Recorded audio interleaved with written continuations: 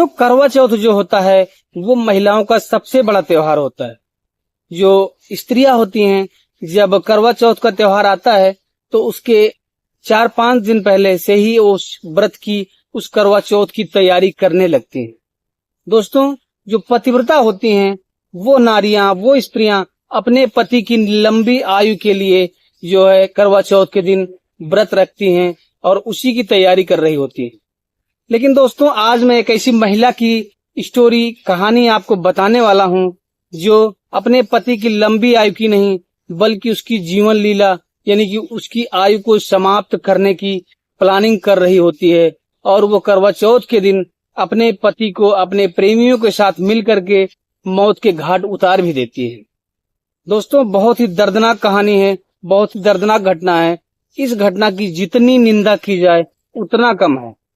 दोस्तों, इसके लिए आपको, इस घटना के बारे में पूरी जानकारी के लिए आपको हमारे साथ वीडियो में लास्ट तक बने रहना होगा। और उसके लिए मैं आपसे एक रिक्वेस्ट करना चाहता हूं कि आप जो है हमारे साथ वीडियो में लास्ट तक बने रहेगा और साथ में वीडियो को लाइक करके चैनल को सब्सक्राइब अवश्य कर लीजिएगा। दोस्तों नमस्कार, मैं हूं अभय और आप देख रहे हैं स्टोरी विथ अभय चैनल। दोस्तों, ये जो घटना है ये उत्तर प्रदेश में एक जिला अमेठी है।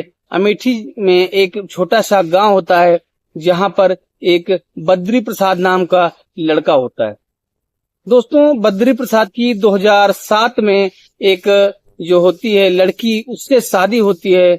उसका नाम रजनीशा होता है। दोस्तों, रजनीशा और बद्री प्रसाद की शादी होती है। रजनीशा जो है खूबसूरत लड़की होती है, तो बद्री प्रसाद रजनीशा की जैसी पत्नी पा करके अपने आप को बहुत खुशनसीब समझ रहा था। दोस्तों, महीना 2 महीना ही बीतता है कि रजनीशा जो है वो अपना रंग दिखाना शुरू करती है और वो एक सुभाष नाम के व्यक्ति से संपर्क में आती है और संपर्क धीरे धीरे उन दोनों के प्यार में बदलता है और उन दोनों में शारीरिक संबंध तक बन जाता है। दोस्तों, जहां बद्री प्रसाद एक बहुत ही सीधा और शरीफ व्यक्ति होता है, वहीं जो रजनीशा होती है वो बहुत ही शातिर और चालू किस्म की महिला होती है। दोस्तों, उसका सुभाष के साथ संबंध बनता है। धीरे धीरे ये बात पूरे गांव में फैल जाती है और उड़ते उड़ते बद्री प्रसाद तक पहुंचती है। दोस्तों, इस पर बद्री प्रसाद उसको काफी समझाते हैं, बहुत बोलते हैं, लेकिन वो उसका इस पर कोई प्रभाव नहीं पड़ता है। दोस्तों, कुछ दिनों में उसका संपर्क जो है, उसका संबंध जो है एक और व्यक्ति से होता है और उसके साथ वो भी रंगरेलियां मनाने लगती है। दोस्तों, उस व्यक्ति का नाम होता है परमानंद, जो उसी के गांव के पास के गांव का ही होता है। दोस्तों, अब उसके 2 आशिक होते हैं। दोस्तों, अगर हम ये बात कहें कि ये महिला जो है वो किसी से प्रेम नहीं करती है बल्कि अपने शरीर की हवस को पूरा करने के लिए नए नए मर्दों की तलाश करती है, दोस्तों, तो ये गलत नहीं होगा। अब इसके 2 मर्दों से संबंध हो जाते हैं, लेकिन उसके बाद भी ये नहीं मानती है और इसकी जिंदगी में एक जो सुभाष होता है, पहला इसका जो आशिक होता है, उसके बुआ का लड़का होता है जिसका नाम साहिल होता है। इसका संबंध उससे भी बन जाता है और इनके जो है ये चारों आशिक ये बारी बारी से कभी किसी को बुलाती है और रंगरेलियां मनाती है और ये उन्हीं के साथ घूमा करती है। दोस्तों, यहाँ तक कि अब वो बद्री प्रसाद को घर में भी नहीं रहने देती। वो कहती है हमारी जरूरत की चीजें मिल नहीं पा रही हैं मुझे और तुम बाहर कमाने जाओ। दोस्तों, उसको दिल्ली भेज देती है। वहां वो कुछ दिन रहता है, लेकिन उसके पास उसकी करतूतों की खबर बार बार पहुंच रही होती है। वो दिल्ली से वापस आ जाता है।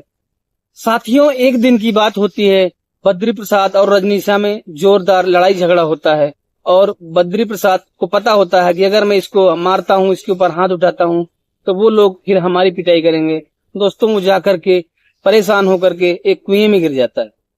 वहां पर जो लोग उसको देखते हैं दौड़ करके उसको निकालते हैं और निकालने के बाद उसको घर वापस ले आते हैं। लेकिन फिर जो है लगभग 10 दिन बाद दोस्तों फिर उनमें लड़ाई झगड़ा होता है और इस बार जो रजनीशा महिला होती है वो उसको बिजली के करंट लगाती है। लेकिन वो कहते हैं कि बदनसीब कह लो उस बेचारे को कि वो वहां भी बच जाता है। दोस्तों, ऐसे कर करके सब कुछ चल रहा होता है। कई बार वो उसको मारने का प्रयास करती है। कम से कम वो 3 बार तो कुएं में गिर जाता है बद्री प्रसाद, लेकिन उसकी जान नहीं जाती और वो बार बार बच जाता है।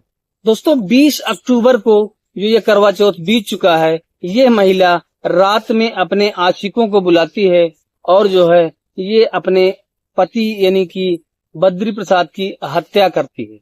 दोस्तों ये महिला जो होती है ये इतनी शातिर होती है कि इसकी बेटी जो 10-12 साल की होती है, 12-14 साल की, ये उसको अपने मायके भेज देती है, क्योंकि उसकी जो रासलीला होती है, जो कर्मकांड कर रही थी, ये उसको पता न चले, क्योंकि वो समझदार हो गई थी। घर में एक उसकी सास होती है जो दिमाग से थोड़ा डिस्टर्ब होती है, एक बेटा होता है, उसको ये रात में नींद की गोलियां दे देती है जो 8 साल का मात्र होता है, और रात में अपने आशिकों को बुला करके अय्याशी करती है। उस रात को दोस्तों पीछे दरवाजे से एक सीढ़ी होती है, वो चढ़ करके घर के अंदर प्रवेश करते हैं, और ये जो है एक परमानंद होता है जो उसके हाथ को पकड़ रखता है, अनिल पैर को पकड़ रखता है, और जो महिला है वो उसके गले को दबा रही होती है, सुभाष उसकी छाती पर चढ़ा होता है, जबकि एक जो साहिल होता है वो बाहर देख रहा होता है कि कोई याद तो नहीं रहा है। दोस्तों इस तरीके से वो चारों मिल करके उस बद्री प्रसाद नामक व्यक्ति की हत्या कर देते हैं, और उसी की पत्नी होती है जो उसकी हत्या करने की मुख्य आरोपी होती है।